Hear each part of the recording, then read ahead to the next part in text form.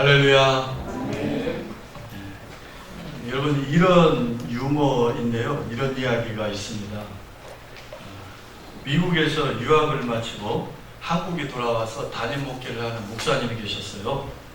그런데 이 목사님이 그렇게 별로 열심히 막 목회를 하지 않는데도 교인이 막 불어나는 거예요. 막 교회가 커져요. 수천 명이 모이는 교회가 되었습니다. 근데 이 목사님은 원래 미국에서 공부할 때도 일주일에 한 번 꼭 골프를 쳤어요. 필드에 나가야만 속이 풀리고 직성이 풀리는 그런 목사님이었어요. 그런데 4주 동안 계속해서 비가 내리는 겁니다. 이 필드에 나가야 되는데 그러지 못하니까 몸이 막 근질근질해가지고 아주 미치겠는 거예요. 그런데 다행히 어느 날이 그냥 확 골프 치기 좋은 날이 된 거예요. 근데 그날이 주일인 거예요. 이 목사님이 이것저것 앞뒤 가릴 것이 없어요. 지금까지 막 참아왔기 때문에 결국 그냥 과감하게 부목사에게 설교를 맡기고 골프를 치러 교회에서 먼 곳까지 이제 간 거예요. 이 모습을 하늘에서 지켜보고 있던 베드로가, 이거 유머입니다. 베드로가 예수님한테 질문을 하는 거예요. 예수님, 목사가 저럴 수가 있습니까? 아니 저것을 그냥 가만 놔두십니까?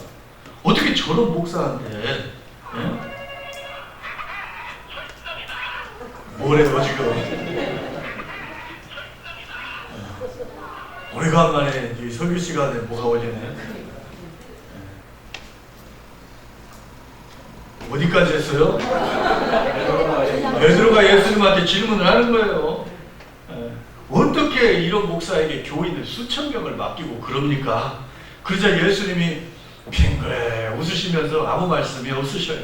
자, 그런데 이 골프장에 도착한 목사는 골프를 치는데 그날따라 기가 막히게 잘 되는데 드디어 뭐까지 해버려요? 평생 한번 할까 말까 한 홀인원을 해버리는 거예요. 그냥 너무 기뻐가지고 폴짝폴짝. 홀인원이 뭐냐면은 한 번에 쳐가지고 땡그랑 넣는 거, 이게 평생 한번 할까 말까 하는 거거든요. 그런데 홀인원을 한 거예요. 막 펄쩍펄쩍 뛰는 거예요. 그러니까 베드로가 그 모습을 보면서 화가 더 치솟아 나오는 거예요. 아니 하나님, 저런 목사는 벌을 줘도 시원찮은데 홀인원을 하게 해주시다니 하나님, 도대체 이게 뭡니까? 그러니까 예수님께서 빙글 웃으시면서, 야 베드로야, 생각해봐라. 목사가 주일날 강단을 비우고 골프를 치러 가가지고 홀인원을 했는데 저거를 누구한테 자랑을 할 수 있겠느냐? 자랑하고 싶어서 미칠 것이다.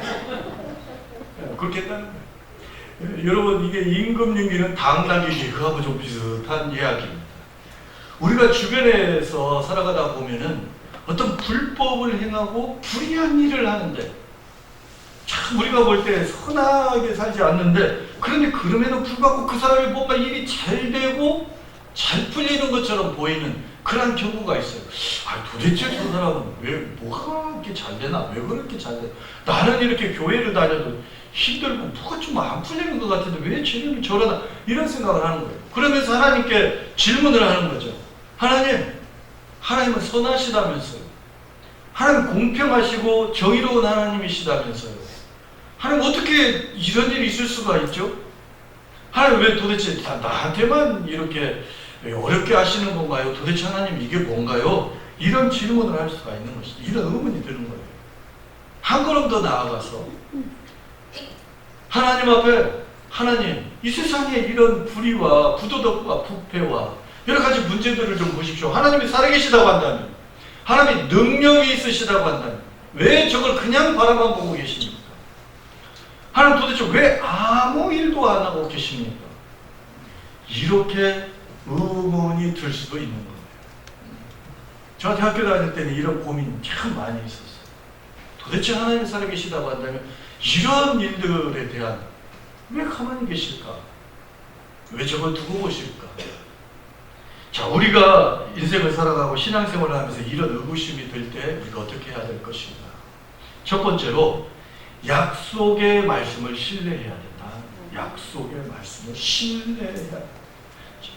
오늘 성경에 나오는 이 하박국 선지자가 바로 그런 의문이 있었어요. 하박국 선지자의 의문은 무엇이었느냐? 첫째로 공의의 하나님께서 살아계시는데 왜 악인이 그렇게 잘 되느냐라고 하는 거예요. 왜 악인을 하나님께서 징계하지 않으시느냐? 그것이 하박국 선지자의 첫 번째 의문이었던 것이죠. 이 1장은 4절 1장 4절 우리 같이 한번 읽어볼까요? 1장 4절 하박국 1장 4절 시작. 이러므로 율법이 해이하고 정의가 전혀 시행되지 못하고 이는 악인이 의인을 애워쌌으므로 정의가 굳게 행하여 짐이니. 정의가 실행되지 않아요. 오히려 악인이 의인을 핍박하고 어려움을 주고 있다라고 하는 거예요. 부정이 판을 치고 있는 세상이다. 이 남유다의 왕은 이때 당시에 여호야김이었어요. 아주 그는 포악한 왕이었습니다. 1장 2절에서 4절에 보면요, 강포가 있었어요. 강포라고 하는 것은 권력 있는 자들의 야만적이고도 무법적인 학대, 그걸 강포라고 해요. 야만적인 권력자, 무법적인 학대, 그게 강포예요. 그 다음에 백성들을 억압과 착취 때문에 백성들이 아주 수고와 곤고함이 넘쳐났어요. 이게 겁탈이라고 하는 거예요. 수고와 곤고함이 넘쳐나요. 이 압제와 폭정 때문에 파괴, 약탈, 살인죄가 아주 가득했던 거예요.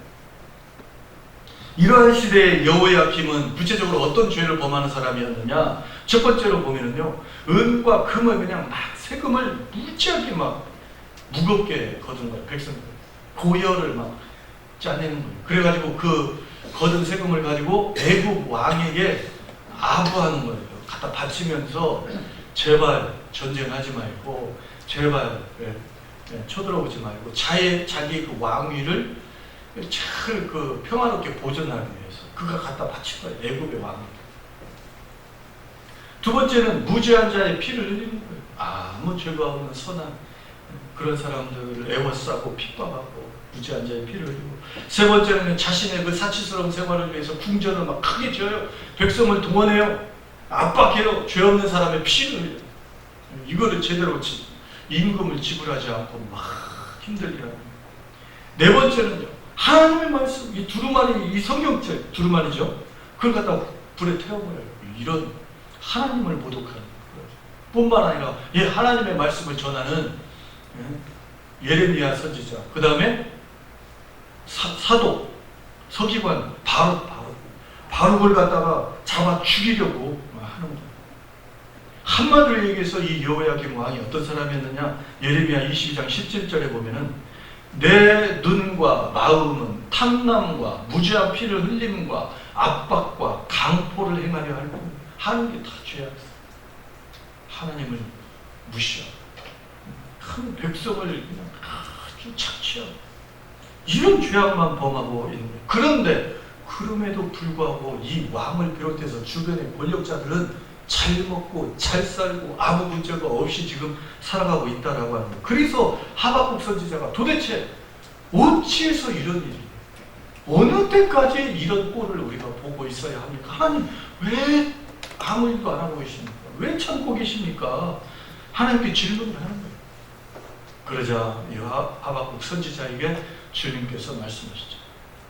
내가 반드시 이 유다의 죄악을 심판할 것이다.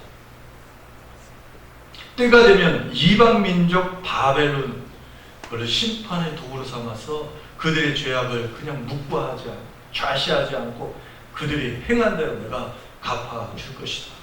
주님께서 그렇게 말씀을 하십니다.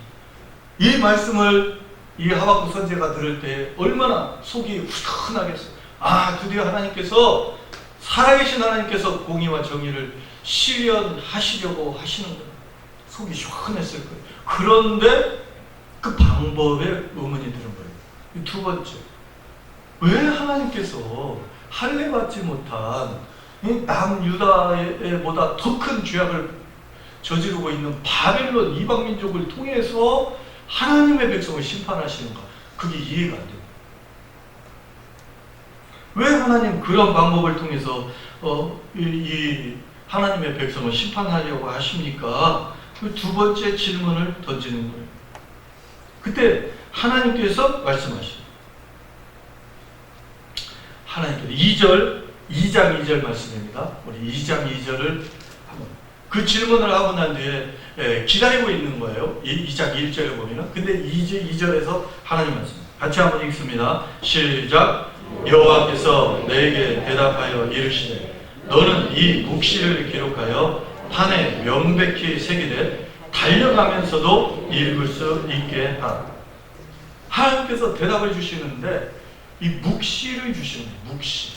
그러면서 이 묵시를 판에다가 명백하게 판에다가 기록해가지고 달려가면서도 있고 앉아서도 있고 서서도 있고 누워서도 있고 안 지워지고 무슨 일을 하든지 간에 그것을 다 기록하고 그것을 보게 하라 이렇게 말씀하십니다. 자, 이 묵시라고 기록된 말을 그 영어 성경에 보면은 The Vision 이렇게 있어요. The Vision. 이게 묵시라는 단어를 영어에서는 비전으로 보고 있어요. 비전. 우리가 말하는 비전. 하나님께서 이 하박국 선지자에게 비전을 주시고 그 비전을 판에다가 명확하게 새겨가지고 누구나 다 읽고 어느 시대나 읽고 앉아서도 읽고 누워서도 읽고 서서 달려가면서도 읽을 수 있게 하고 그 비전을 딱 백성들이 마음에 딱 품게 하라 그렇게 말씀합니다. 그 비전이 뭐냐? 그 묵시가 뭐냐? 그 묵시는 뭐냐? 바로 하나님께서 남유다의 죄악을 결코 좌시하지 않고 심판하시겠다. 그들이 행한 죄악대로 주님께서 심판하시겠다. 이 심판의 도구로 바벨론을 사용하실 것이지만 그러나 바벨론도 그들의 죄악으로 인해서 그들도 심판하고 멸망하게 될 것이다. 자, 이 말을 종합적으로 한마디로 이야기한다면 하나님께서는 반드시 이 땅에 공의와 정의를 실현하는 그 날을 그들에게 줄 것이다 라고 하는 그것이 비전인 거예요. 하나님의 백성도 하나님의 백성이 아닌 이방인도 반드시 심판하고 하나님께서 이 땅에 공의와 정의를 실현하고 회복할 것이다 라고 하는 것이 비전입니다. 하나님이 공의와 정의를 회복할 것이다. 하박국 선지자는 그때까지만 해도 이걸 잘 몰랐어요. 그런데 하나님께서는 그 모든 것에 대한 계획을 다 가지고 계셨고 그거에 대해서 하나님께서는 한 단계 한 단계 하나하나 그것을 실천해 가고 계셨던 것이죠. 그러면서 하박국 선지자에게 말씀하시는 거예요. 하박국아, 너는 잘 모르고 있지만 너는 지금 현재 보이는 것만 가지고 판단하고 있지만 나는 공평과 정의 모든 것이 회복될 그날을 이미 계획하고 그날을 위해서 모든 일을 지금 실행하고 있단다. 너는 이것을 비전으로 약속의 말씀으로 붙잡고 모든 백성이 그것을 명백히 보고 가슴에 품을 수 있도록 그것을 판에 새겨라. 그 말씀을 하고 있는 거예요. 부흥의 날이 온다는 것이죠. 오늘 이 시대를 살아가면서 이 말씀을 우리에게 적용해 볼 수 있어요. 우리가 살아가면서 억울한 일을 만날 수 있어요. 정말 분노가 가득한 그 분노를 이 시대를 보면서 또는 다른 사람을 보면서 분노를 느낄 수가 있어요. 불이익을 당할 수가 있어요. 이해하기 도저히 힘든 그런 일들을 우리가 경험하며 그것을 바라볼 수가 있어요. 그러면서 우리가 어찌하여 하나님 어느 때까지 이런 질문을 하나님께 드릴 수도 있는 거예요. 그러나 우리는 이 질문을 멈추고 회복하시는 하나님, 우리에게 반드시 모든 것을 새롭게 하시고 회복하실 그 하나님, 그 약속의 말씀과 비전을 우리 마음에 탁 품고 회복하는 그날, 새롭게 되는 그날, 모든 것이 하나님의 뜻대로 움직여지는 그날을 마음에 품고 비전을 품고 이 세상을 바라보면서 믿음으로 나가야 된다라고 하는 것이죠. 여러분, 이런 명백한 비전을 품는 사람과 그것을 품지 못하는 사람은 굉장히 다른 거예요. 하나님이 반드시 승리케 하실 것이고 하나님께서 반드시 회복시키실 것이고 모든 무너졌던 것을 다시 세울 것이라고 하는 그 비전을 다 품는 그 사람에게 힘이 있는, 그 사람에게 능력이 있게 되는 것이죠. 두 번째, 이 약속의 말씀을 붙잡고 그것이 이루어질 때까지 기다리라. 기다리라. 여러분, 하나님께서 주시는 약속의 말씀, 하나님이 주시는 비전은요, 하나님의 정하신 때가 있어요. 내가 원하는 때가 아니에요. 또 내가 내 마음대로 정하는 그때에 이루어지는 게 아니에요. 하나님의 때가 반드시 있어요. 우리가 이 구약성경을 통해서 수많은 역사들을 통해서 우리가 그것을 바랍니다. 그런데 그 하나님의 때를 기다리지 못하고 그것을 또 신뢰하지 못하고 자기의 그냥 급한 성격대로 자기의 방법대로 하다가 일을 망쳐버려요. 갈등하고 회의하고 방황하고 세상으로 가버리고 또는 어떤 문제를 일으켜버리는 그런 모습들을 우리가 많이 보게 됩니다. 사랑하는 성도 여러분, 하나님이 주신 약속, 하나님이 주신 비전은요 결코 거짓되지 않아요. 반드시 이루어집니다. 비록 더디게 보일지라도, 비록 더디게 보일지라도 반드시 성취되고 반드시 이루어지는 것이 하나님의 뜻이에요. 그래서 인내하며 기다리라 하는 것이죠. 공의가 실현되는 세상. 예수 그리스도의 재림도 마찬가지예요. 이 땅 가운데 반드시 예수 그리스도의 재림으로 인해서 새하늘과 새 땅이 놀랍게 펼쳐지는 회복된 에덴, 새하늘과 새 땅, 하나님의 나라, 이 땅 가운데 완전히 그것이 펼쳐질 겁니다. 그것을 우리가 바라보면서 소망, 인내하고 기다리는, 지금 힘들고 어렵고 도저히 이해되지 않는 상황 가운데 있다 할지라도 하나님이 반드시 회복할 이 땅을 생각하고 그 땅을 마음에 품고 기다립니다. 여러분, 초대교회 성도들이 이런 비전, 이런 약속을 요한계시록을 통해서 분명하게 받았어요. 완전히 승리하고 완전히 하나님께서 예수 그리스도의 성취를 하신 그 땅, 그 나라, 그 하나님의 나라를 바라봅니다. 그리고 그들이 그것을 약속의 말씀과 비전으로 품고 그 혹독한 시련의 시대, 그 냉혹한 핍박의 시대, 그 시대를 이제 주님이 이 땅에 오시는데, 이제 주님이 우리를 승리자로 만들 것이고 이 주님과 함께 영원한 왕국을 다스리는 자들이 될 것인데, 그러면서 그들이 그 말씀을 붙잡고 그 시련의 시기를 이겨낸 겁니다. 그 말씀과 그 비전과 약속이 없었다면 그들이 그 험악한 핍박의 시기를 인내할 수가 없었을 거예요. 오늘 우리도 마찬가지입니다. 인내가 필요합니다. 약속의 말씀을 굳게 붙잡고 아직 이루어지지 않았지만 분명히 이루실 것이라고 하는 분명한 비전과 그 약속의 말씀을 붙잡는 그 인내의 시간이 필요합니다. 여러분, 요즘에 한참 역사 논쟁이 뜨겁죠. 홍범도 장군, 참 너무 답답해요. 지금 이 시대를 보면 소련에 입국을 하면서 거기 입국 조사서에 입국 목적이 뭐냐 거기다 딱 적어놨는데 고려 독립이라고 한글로 딱 썼어요. 고려 독립. 직업란에는 의병이라고 딱 적혀있어요. 의병. 여러분, 자신이 이 대한민국, 이 조국의 독립의 비전을 탁 품으니까 어떤 상황에서도 흔들림 없이 그냥 그 위대한 가치를 위해서 목숨을 바치고 의병 활동을 하면서 독립운동을 하는 거예요. 그 홍범도 장군의 부인, 일본 수사들한테 붙잡혀가지고 옥중에서 아주 심한 고문을 당했어요. 그런데도 절대 그 절개를 굽히지 않았어요. 그러면서 혹시라도 자기가 이 고문을 못 이겨서 이 독립군 그 비밀을 발설할까봐 혀를 깨버려버렸어요. 그 자기가 벙어리가 되겠다. 혹시라도 자기가 이 고문 때문에 이 비밀을 발설할까. 그 기록이 남아있어요. 그때 그 주변에 있었던 사람들이 기억하고 혀를 깨버려버렸어요. 그 아들은 또 어떻습니까? 의병 부대에 들어가요. 그래가지고 함경남도 정평에서 일본군과 전투를 하다가 그 아들도 거기에서 순직을 할 거예요. 비록 하나님 나라는 아니지만 이 조국의 그 독립을 위한 비전을 마음에 탁 품고 그날을 인내함으로 기다리면서 이 자기의 목숨을 바치는 이 위대한 그 삶을 사는 이런 사람이 있는 거예요. 그는 비록 조국을 위해서 목숨을 바쳤지만 저와 여러분은 이 말씀의 근거에서, 하나님의 약속의 근거에서 하나님 나라에 대한 비전을, 우리의 약속의 말씀을 우리의 마음에 딱 품어야 돼요. 교회의 부흥에 대한 비전을 우리 마음에 딱 품어야 되는 거예요. 우리 가정의 회복에 대한 그 비전을 마음에 딱 품어야 돼요.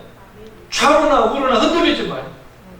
분명히 살아계신 하나님, 역사하시는 하나님, 그것을 기뻐하시는 하나님, 우리에게 이것을 사명과 비전으로 허락하신 그 하나님 품어야 돼요. 오늘 판의 세계라 그러잖아요. 흔들리지 말라는 거예요. 달려가면서도 그걸 보게 하라는 거예요. 너만이 아니라 너희 가족과 다음 세대까지도 이걸 보면서 흔들리지 말고 그 비전 품고 인내하고 담대하게 신앙의 삶 가운데서 계속 질문하고 회의하고 그러지 말고 그것을 위해서 기다리며 전진하며 나가라, 그렇게 말을 하고 있는 거예요. 우리는 참 못 기다리는 사람들이에요. 엘리베이터 타면 뭘 해야 직성이 풀려요? 타자마자 어떻게 해야 직성이 풀려요?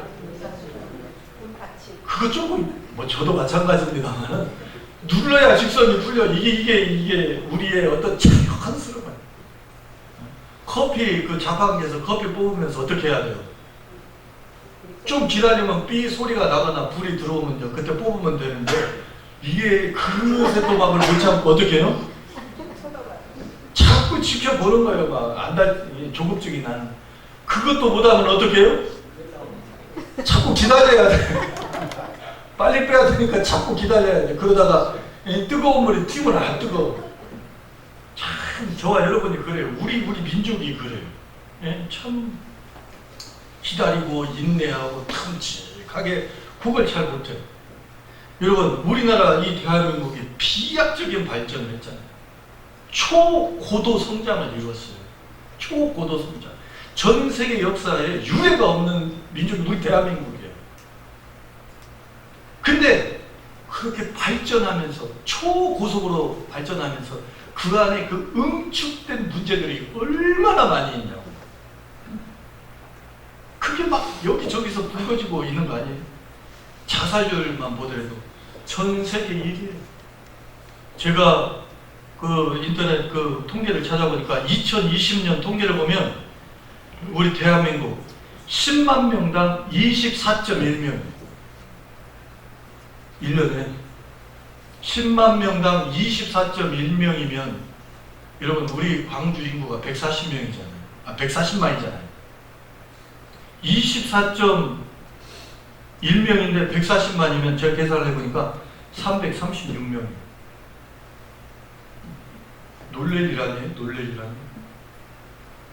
어마어마한 사람들이 자살을 하고 있어요. OECD, 이 선진국이라고 하는 OECD 평균 자살률을 보니까 11.1명. OECD 평균 자살률. 근데 우리는 몇 명이에요? 24.1명. 2배가 높아요. 아주 극심한 이 혼란의 이 대한민국이에요. 여러분, 빈부 격차의 문제가 얼마나 또 큽니까? 시간이 갈수록 상대적인 박탈감. 쟤는 잘 되는데 우리는 안 돼요. 쟤는 막 돈을 버는데 막 그런 상대적인 박탈감, 빈곤감 때문에 막 갈등이 막 심해지는 거예요. 역사 논쟁도 앞에서 말씀드렸지만 얼마나 뜨거워요. 이번 정권에서는 막 이 사람이 영웅 취급을 받는 거예요. 막 이런 영웅이 없어. 근데 정권이 싹 바뀌면서 어떻게 해요? 역적이 되버려요. 이거 어떻게 이런 일이 있을 수 있냐고요. 요즘 교권 추락, 교육 정책의 문제성도 아주 심각하게 드러나고 있잖아요. 불과 얼마 전까지만 해도 어떻게 해요? 선생님 어떻게? 뭣도 안 밟아요? 아니, 똥을 안 먹는 거는 그 선생님이 하도 고생을 하니까 걔가 선생님 똥은 맛이 없대요. 하도 스트레스를 받아가지고 고생하니까. 근데 그림자도 안 밟는 시절이 뭐 우리 시절이었어. 얼마나 되지 않아? 아니 근데 이게 그냥 확 뒤집어져가지고 선생님들 그 학생, 또 그 학생의 그 학부모들 때문에 그 민원, 악성 민원 때문에 너무너무 참다가 너무너무 힘들다는 거예요. 이게 뭐 어떻게 이건 감당은 해야 되겠는데 감당이 안 돼요. 참 그 어린 선생님들, 나이라도 좀 있으면은 그래도 이걸 좀 버티고 하는 거예요. 어린 선생님들이 감당이 안 돼. 그리고 자기가 생각했던 어떤 그 이상과 현실이 너무 달라. 그냥 스스로 목숨을 끊어. 얼마나 이 시대에 이렇게 그냥 이 대한민국의 이 문제가 아주 막 응축돼가지고, 여러분 빨리 성장한다고, 빨리 잘 된다고, 빨리 좋은 열매가 있다고 그게 좋은 것만은 아니라는 말이에요. 이 대한민국이 우리가 다 잘 아는 대로 한국 전쟁 이후에 세계에서 가장 못 사는 나라였어요. 그런데 불과 70년이 안 되는 상황 가운데서 세계에서 가장 잘 사는 나라 중에 하나로 어깨를 나란히 하고 있어요. 그러다 보니까 그냥 여기에서 이 기다리고 인내하고 하면서 시민정신이나 시민의식이나 이런 것들, 국가적인 어떤 민주주의나 이런 것들이 다 함께 성숙하고 성장하면서 이것이 누려져야 되고 발전해 나가야 되는데 그냥 초고속으로 되다 보니까 그 문제가 그대로 그냥 고스란히 담겨져 있고 그것이 아주 심각한 사회 문제, 이게 대두되고 있는 그런 현실을 본다는 것이죠. 뭐가 그냥 빨리빨리 된다고 좋은 게 아니에요. 여러분, 아브라함은 어떻습니까? 하나님께서 그에게, 아브라함에게 큰 민족을 이루겠다, 아들을 약속했는데 그게 이루어지지 않아요.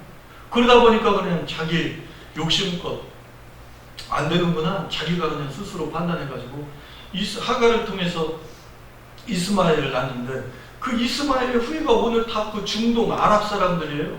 그 무슬림. 그 무슬림 중동 사람들하고 이스라엘 지금 현재 유대인들, 그 사람들을 또 그 사람들이 미국을 다 잡고 있잖아요.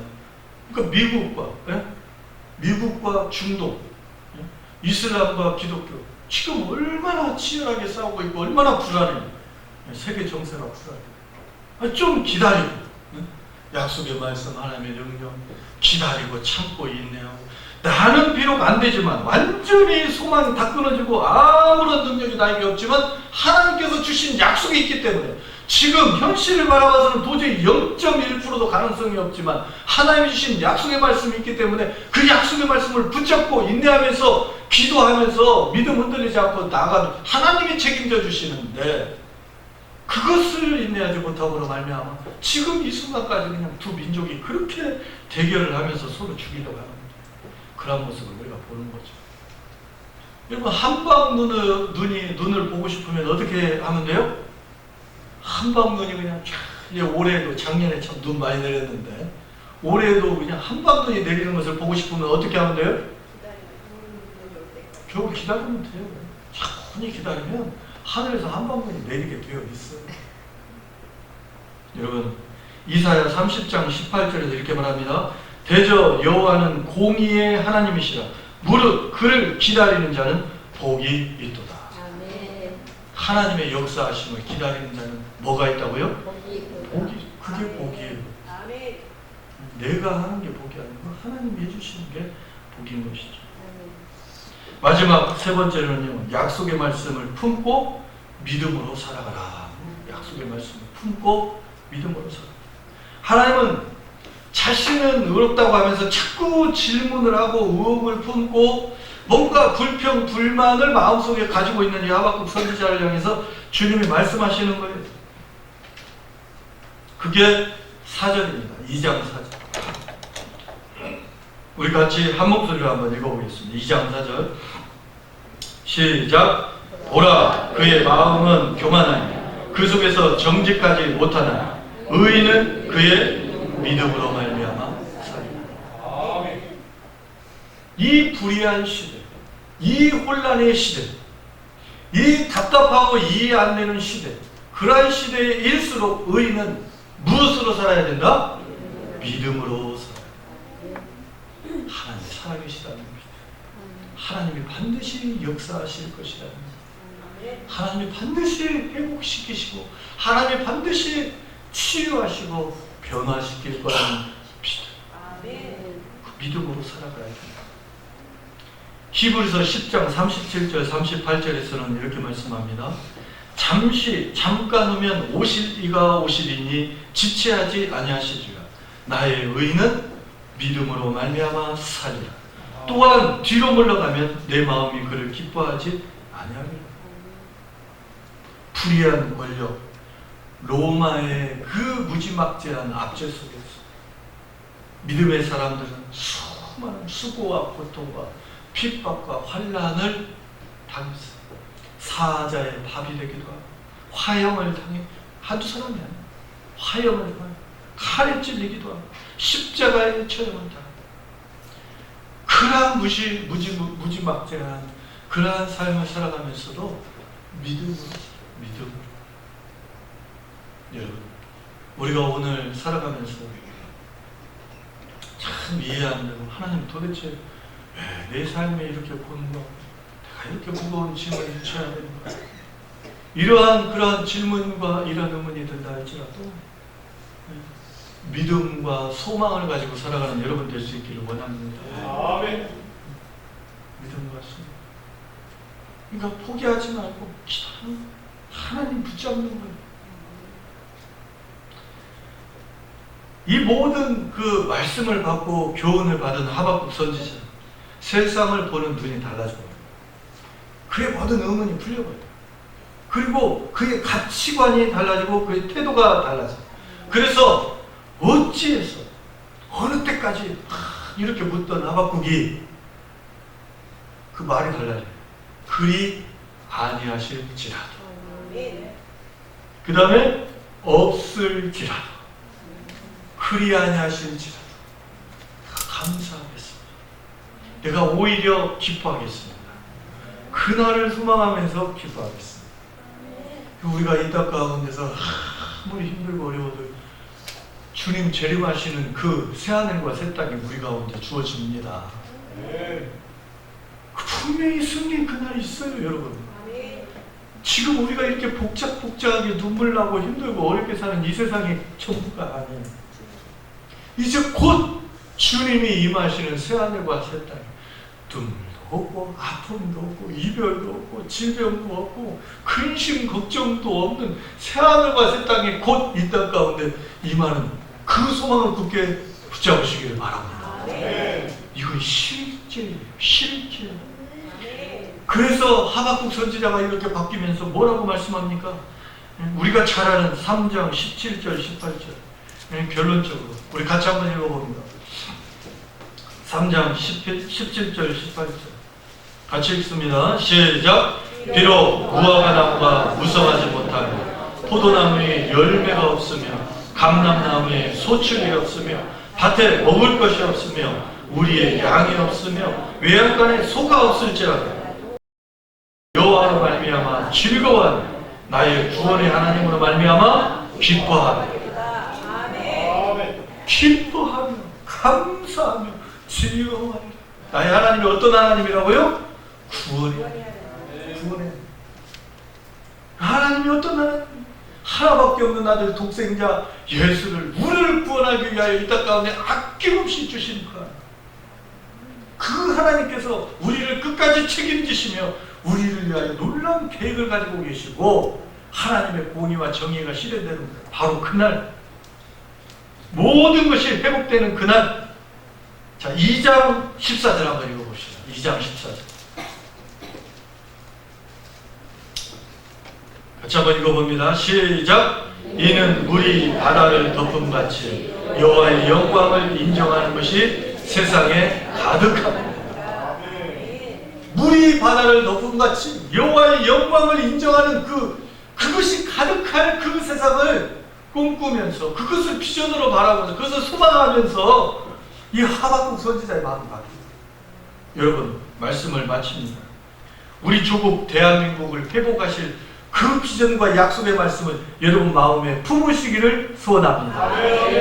우리 교회의 부흥에 대한 분명한 비전과 약속을 이루실 그 주님을 향한 약속의 말씀을 비전으로 품기를 소망합니다. 우리 가족을 회복하신 그 주님의 놀라운 약속의 말씀, 물이 바다를 덮음같이 여호와의 영광이 이 땅 가운데 충만한 그날이 올 것을 약속의 말씀을 우리가 비전으로 품고 흔들림 없이 믿음으로 전진해 나가면 승리하는 그날의 주인공들이 다 되시는 그런 은혜가 있기를 주님의 이름으로 축복합니다. 아멘.